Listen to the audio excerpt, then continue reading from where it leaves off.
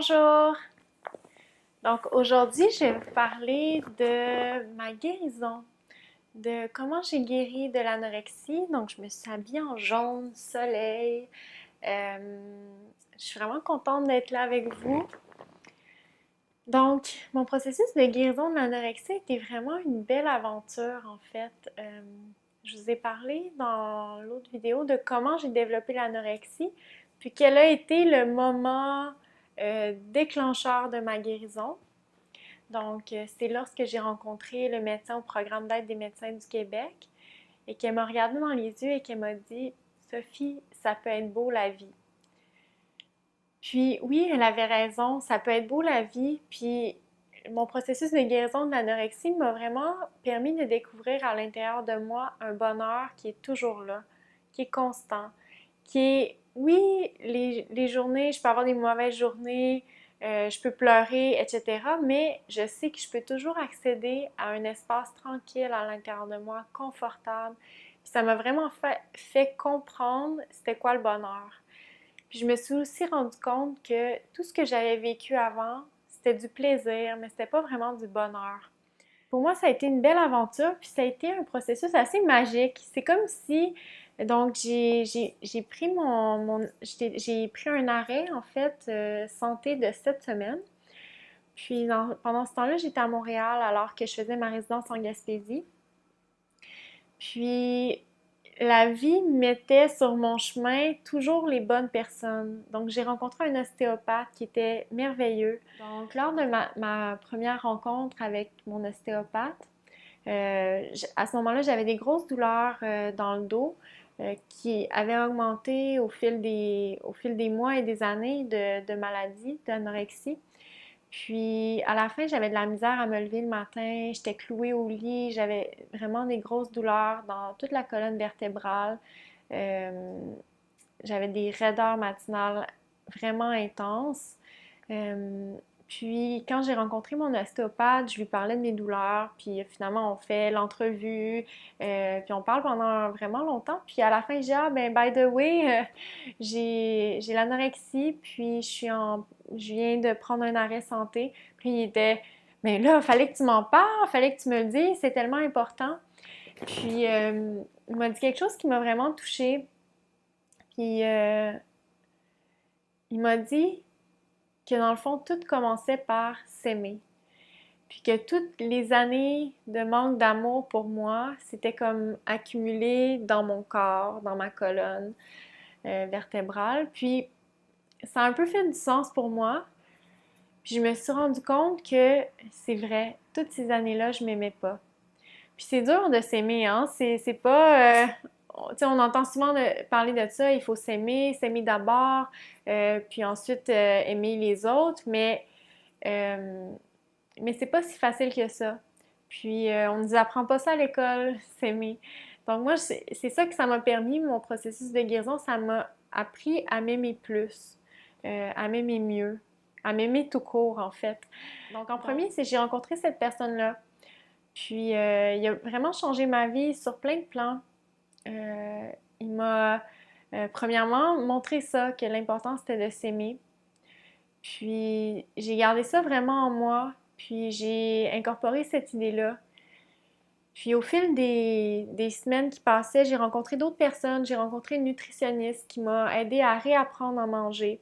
Donc, lorsqu'on a l'anorexie, c'est vraiment, ça bousille les sensations de faim et de satiété. Donc, on reconnaît plus lorsqu'on a faim, on reconnaît plus lorsqu'on a plus faim. Donc, on mange plus en raison de nos sensations corporelles, mais plus à cause de notre tête. Donc, pour moi, ça a été un gros processus de réapprentissage. Puis, l'élément clé a été de manger 3 repas par jour, comme un peu dans la compagnie 3 fois par jour, mais c'est le même processus. Pour moi, ça a été de manger 3 repas par jour et 2 collations, parfois 3 collations. Donc ça m'a vraiment beaucoup aidé. Le fait de prendre des repas plus fréquemment, nécessairement lorsqu'on prend des collations, les repas sont plus petits, puis ça nous donne de l'énergie tout au long de la journée. Donc ça a été un gros succès pour moi dans la guérison. Ça a été de réapprendre à manger fréquemment, régulièrement, 3 repas et 2 collations par jour. Dans le fond, manger comme aux 2h30 lorsque j'avais faim. Ça a été un autre point important. J'ai rencontré aussi une psychologue, donc je voyais une psychologue régulièrement. Puis c'est pas si facile que ça, hein, trouver des psychologues, donc des fois on est un peu perdu. Quand on est malade, c'est pas évident de trouver les bonnes personnes pour nous aider parce que premièrement, on sait pas nécessairement qui on doit aller voir. Puis il y a tellement de ressources qu'on sait pas non plus qui aller voir. Puis les psychologues, il y en a qui font différentes approches. Donc moi, j'ai vraiment approché une psychologue qui travaillait avec les gens qui ont des troubles alimentaires. Ça aussi, ça m'a beaucoup aidé. Puis ce qui m'a aidé le plus, ben, c'est la méditation pleine conscience.